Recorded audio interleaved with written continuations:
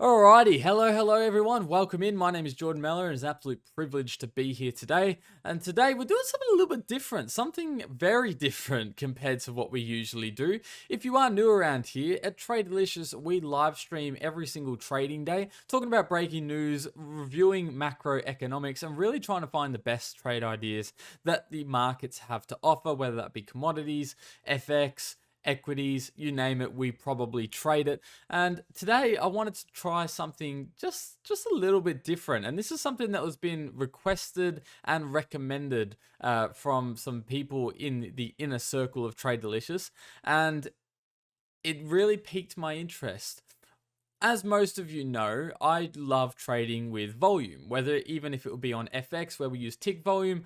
Volume is by far the biggest indication I get on where and when I trade. And I like to follow that closely. So I've always thought about, well, what if I'm able to code my own indicator to help me and to turn that indicator to really what I look for in volume charts? So we're going to give it a go. Now, I don't know anything about coding, and I don't have any idea on how to write code or fix errors in code, which is where this is going to get fun, because today we're going to be using AI to do that for me. As most of you know, ChatGPT has become a thing, and I'm sure majority of you know what ChatGPT is, and it's this AI model which can almost do anything for you, including write code. So with me knowing nothing about code and AI knowing everything about code, we're collectively going to try and code a very simple volume indicator today and then progress in future episodes until we finally get to a point where it's helping me with my trading system. So if you're new like me to code, join me as we learn together and we try and figure out what on earth goes on behind the scenes. If you're a profound coder or you're really good at coding, then please stick around also, because when I hit errors, there's one person I'm going to be looking for, and it's going to be you. So join me in the comments after this video. If you did enjoy it, please leave a like, and let's get straight into it. First things first, I think it's very important that we get an understanding about what is ChatGPT. What better way to understand what ChatGPT is than to ask it itself? So we're going to come in and we're going to start with, what are you? Very simple. First time talking to an AI bot. What are you? Well, I am ChatGPT, a conversational AI language model created by OpenAI. I'm designed to understand and respond to natural language input in order to engage in conversations with users and provide relevant information and assistance. Very simple, right? Very, very simple. This has really revolutionized a lot of the AI world, and a lot of people are leaning towards this, which is why I wanted to use this today. But now that we know what it is, I'm going to clear the chat, okay? Now, I've had the privilege to use ChatGPT just a little bit and get a bit of an understanding on how to make it work for us better. And the way I do that is to give it full understanding of who we are and what it is we're actually attempting to do. So today we're going to be using TradingView. Now, as most of you know, I do all my analysis on TradingView, and I want to really dive into building an indicator on top of the ones I already use on TradingView for my trades. So TradingView is all written in PineScript, or at least the indicators and EAs that are on TradingView are in PineScript. So that's where we're going to be focusing majority of our attention, well, focusing the AI's attention today in getting an understanding of that. So let's start it off. I want to give it reference to who I am and what I do in the markets. Okay, so I want to come through and say I am a Forex trader who uses the platform TradingView. Now, this is one of the most important things I've learned about ChatGPT, okay? It's adding "do you understand" with a question mark at the end of the question.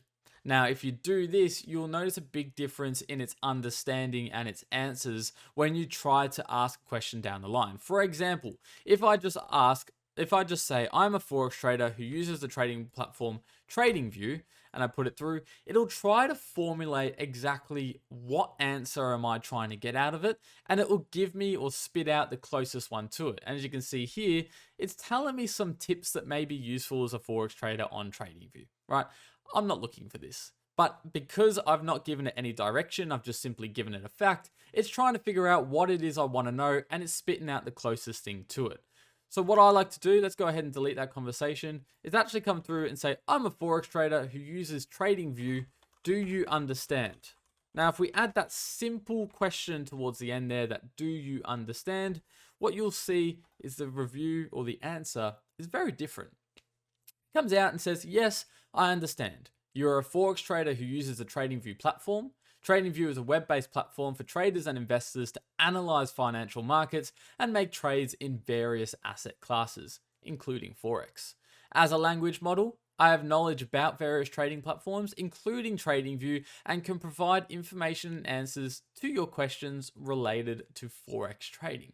So now it understands. I'm predominantly a Forex trader. I do trade other assets, but I make my money in Forex trading. I'm predominantly a Forex trader. It now understands that. I use TradingView. It now understands that. Okay, and we can start going through and start asking some questions. I want to code a volume indicator for TradingView. For TradingView, I know nothing about coding. Do you understand? Yes, I understand. You would like to create a volume indicator for TradingView, but you have no experience in coding. I can help you with some general information and resources to get started. Creating a custom indicator in TradingView requires knowledge of programming language called PineScript.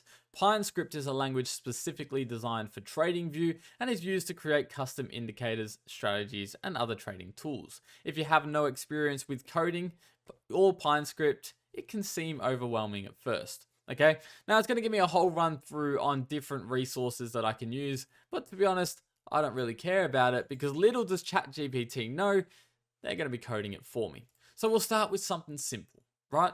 We'll come out and be like, can you code me in PineScript a simple the simple volume indicator for Forex. Let's see what it can do. Certainly, I can provide you with basic code for a volume indicator in PineScript. Please keep in mind the code is for educational purposes only, as everything we do here at TradingView. And it's not to be used as a basis for trading decisions, but here's a simple PineScript code for a volume indicator that plops volume bars on a chart. Look at that. It has generated the code for me right there. To add this indicator to TradingView chart, simply, there you go. It even tells me how to input it. Okay, it gives me a bit of a rundown on what the code is. Because I've told it I have no coding experience, it's actually teaching me what it's doing as it's printing that volume, which is pretty impressive. So what we can do now is we can copy this code and we can head over to TradingView. On a simple US dollar Japanese yen 1 minute chart, my favorite of all. And we're in the middle of the Asian session right now. So if any trades or I get distracted pop up, do keep that in mind. I may potentially be taking some positions. And we're moving into this area of like, okay, we want to get our new volume chart, or at least the code in which ChatGPT has spat out for us, onto the chart. How do we do that? Where do we do it? Well, down here, you'll see this little Pine editor. If we click Pine editor, it's going to open up something along the lines of this. Now, I've already entered in ChatGPT test volume, and I have already tried to play around with this a little bit. So I'm not completely in the dark, but trust me, it hasn't helped. So we come in and you can come in, you can set a name here. And this is where we're essentially just going to Control V. We're going to paste our code, which is the code here. Then we're going to hit save. Now this little area down here is the best because when you're compiling it, it tells you if there's an issue in the code. It also tells you where the issue is behind me right now. If you look right here from the previous ones, where the issue in the code line is. Now, we don't know how to code. So what we're going to do is actually just copy that whole line. We're going to head over to here and we're going to go, I was met with an error code, and then paste the error code there for ChatGPT to resolve. I apologize for the error in my previous code. The columns style is not available in TradingView version 5 and above. Instead, you can use the histogram style to achieve the similar effect. And it's reprinted that code for me. Now it's going to explain what it's changed. Right now, I don't really care about that. What I care about is whether or not this code is going to work. So we're going to come over, Control A, delete, Control V, save, compile.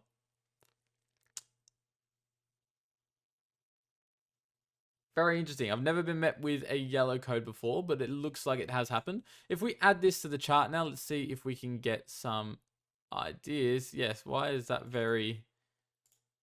opacity is very low on there, but let's bring this up. Let's make it black. There you go. We now have a volume indicator for US dollar Japanese yen, right? On our 1 minute chart, you can see we've got volume printed on our chart. Fantastic. Now, there's not much customization which we can do right now in terms of that, but the matter of the fact is we've just had our ChatGPT, or everyone's ChatGPT, be able to code a volume indicator into TradingView on however we want to call it, whatever it might want to be. Now let's start playing around with this, right? Everyone can get the simple volume indicator. It's already built into TradingView. So first of all, I want to get a bit of an understanding on what this little, not an error code, but a recommendation code is. So I'm going to head over to TradingView and say, we have been recommended by TradingView. And I'm going to post that in there. The warning.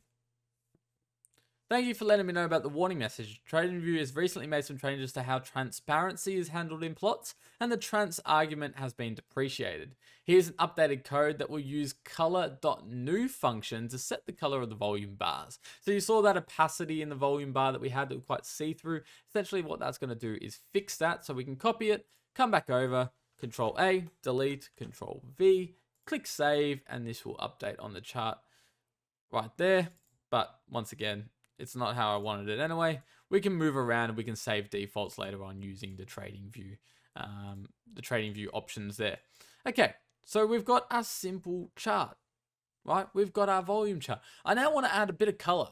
I want to say, okay, if the volume chart is going up, I want it to be green. If it's coming down, I want it to be red. Now I can go through and try and change that in TradingView, but I want the code to be doing that. The indicator works. However, I would like to alter the colors. If the volume is larger than the previous bar, I would like it to be printed in green. If it is lower, then printed in red.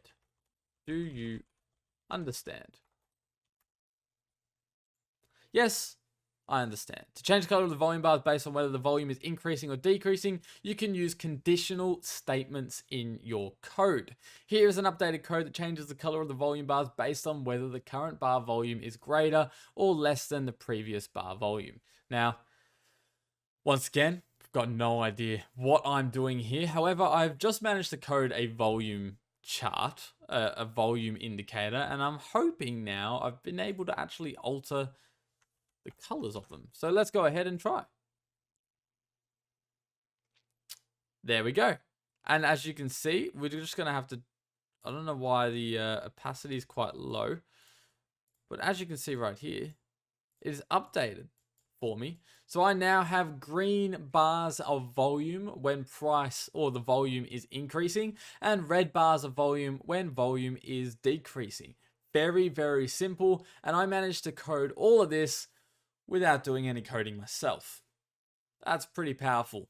Now, that's going to do us for today. And I wanted to just get a little idea on how this works and play around it with yourself.